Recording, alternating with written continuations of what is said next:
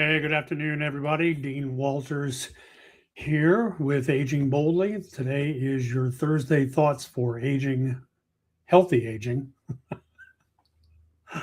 Oh, sorry about that. I had something happen here and just threw me off for a second. So let me start that again. Good afternoon.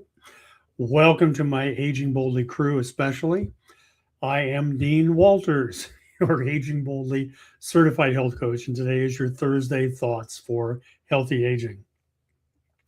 Now, for those of you that don't know me, I'm a former opera singer, and my career took a really sharp turn after a major injury forced me to rethink everything.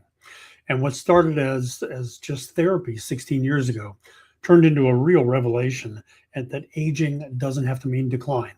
And now I coach and train older adults to move better, feel stronger, and to rediscover their purpose. So if you're watching me live today, excuse me, or if you're catching the replay, just drop a comment below so I know you were here, okay? Now, today is part 5 of my Mind Body Connection series. And today we're talking about brain health and neuroplasticity, which is a topic that I really love. So, first, I want to start by busting some of the really big brain myths about aging. Things like my brain is too old, or I'm not as sharp as I used to be, or you can't teach an old dog new tricks. Well, first of all, I've met some pretty sharp old dogs with some great new tricks. And second, your brain is far more adaptable than you've been led to believe. So I want you to understand this. Your brain is not just a fixed thing, okay? It is flexible and it can grow at any age. So what worries you the most about your brain health? Is it your memory, your focus, finding words, or where did I put my glasses, right? But notice I didn't say where did I put my phone, because that question seems to be ageless. Let's talk a minute about the fears that people have about their mental acuity at any age. Things like forgetting names or words, or misplacing things often, or losing focus, or losing your mental sharpness, or just feeling slower than you used to, or being worried about dementia or Alzheimer's, or feeling embarrassed or frustrated. Now, here's the part that makes it worse. Many people assume that these changes are inevitable. They stop challenging their brain, they stop learning, they stop trusting themselves, and when the brain isn't used, it doesn't stay sharp. Think of it this way. If you forget where you put your keys, that happens to everybody. But if you forget what your car keys are for, then you might want to talk to a doctor. All right, let's talk about what is neuroplasticity. Neuroplasticity simply means that your brain can form new connections, it can strengthen existing pathways, it can reroute around damage, it can learn new skills, and it can improve as far as your memory and your focus. And this does not stop with age. Now, studies show that older adults who challenge their brains can improve their memory, can increase their processing speed, can improve their attention, and definitely reduce cognitive decline risk. Your brain literally changes its structure based on how you use it. And your brain is constantly remodeling without all the dust and contractor delays. Here's the key to it. The brain responds to challenge, to novelty, to movement, and to purpose. Your brain doesn't live in isolation, okay? It's deeply connected to your body. Brain health is influenced by your movement, nutrition, your sleep, stress levels, social connection, and learning. And when your body stagnates, the brain follows. When your body moves, the brain lights up. So today we're going to talk about 8 powerful ways to strengthen your brain after the age of 60. You're going to notice something too about these 8 things. They seem to be the same thing all the time. How to make your joints better, how to make your muscles stronger, how to sleep better, how to have more energy. It all seems to come to these same 8 things, but today we're focusing just on brain health. So, number one, movement. Movement increases blood flow, it increases oxygen and the growth factors to your brain. Your best options for brain health, anyway, are walking, strength training, dancing, doing balance work, and you get bonus points for anything requiring coordination, things like pickleball or bowling or ping pong. Second, learn something new, some kind of new skills, make new neural connections. So try a new language or music or art or cooking new recipes or learning more about technology.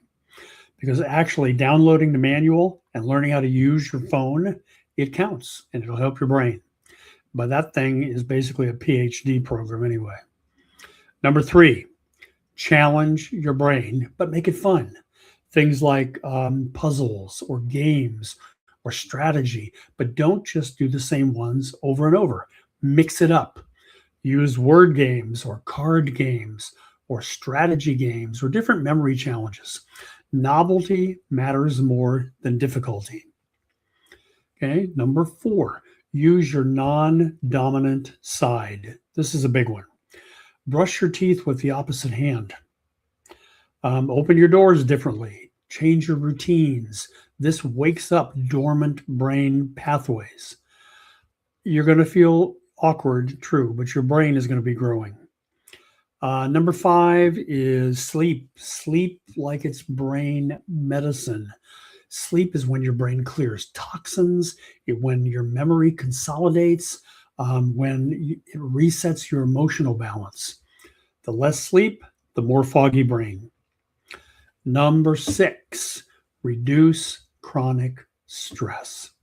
Stress damages brain cells over time. Use breathing and mindfulness and laughter. We've talked about that before. Movement and connection. Calm brains learn better. Number seven, eat for brain fool. Brain fuel. Support cognition, okay, with protein. We've talked about protein before, but omegas, antioxidants, and definitely hydration. Your brain runs on nutrients, not just on good intentions. Your brain can't function on just coffee and wishful thinking alone. Lastly, number eight, stay social. Conversations, laughter, shared experiences all stimulate the brain. And isolation is one of the fastest ways to accelerate cognitive decline. Our brains are social organs. So I need you to do a mindset shift. Okay, cognitive decline is not automatic. So here's the shift I want you to take from this today. Aging doesn't equal brain decline. Inactivity does. Your brain wants to grow. It wants stimulation. It wants challenge. And every time you learn something or move or laugh or connect or rest or try something new, you are literally shaping your brain for the better. Your brain is listening to everything you do, and believe me, it's taking notes. So here's your Aging Boldly challenge for the week. Choose one brain boosting habit and do it every day, whether it's movement or learning something new or doing a puzzle or calling a friend or doing some balance practices or reading something new. Small actions done consistently change our brain.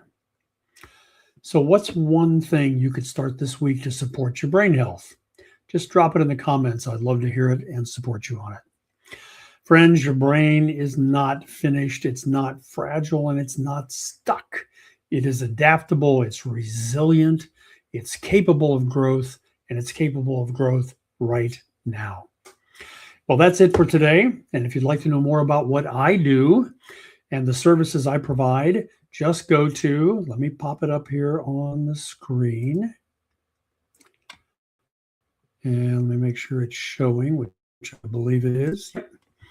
Just go to direct.me/aging boldly, and you're going to have access to everything, including the link to my award-winning book, Unfinished Business, the No Excuse Blueprint for Aging with Purpose, Power, and Possibilities. And you'll have access to some freebie downloads to my website. Anything you want to know about me, it's in there. Now, next week, I'm going to start a new 5-part series called Energy That Lasts. And part 1 is going to be on why fatigue increases with age. Remember, everybody, getting older is inevitable, but feeling older, that is optional. So until next week, breathe deeply, move gently, laugh often, sleep well, and keep aging boldly. Have a powerful week, everybody.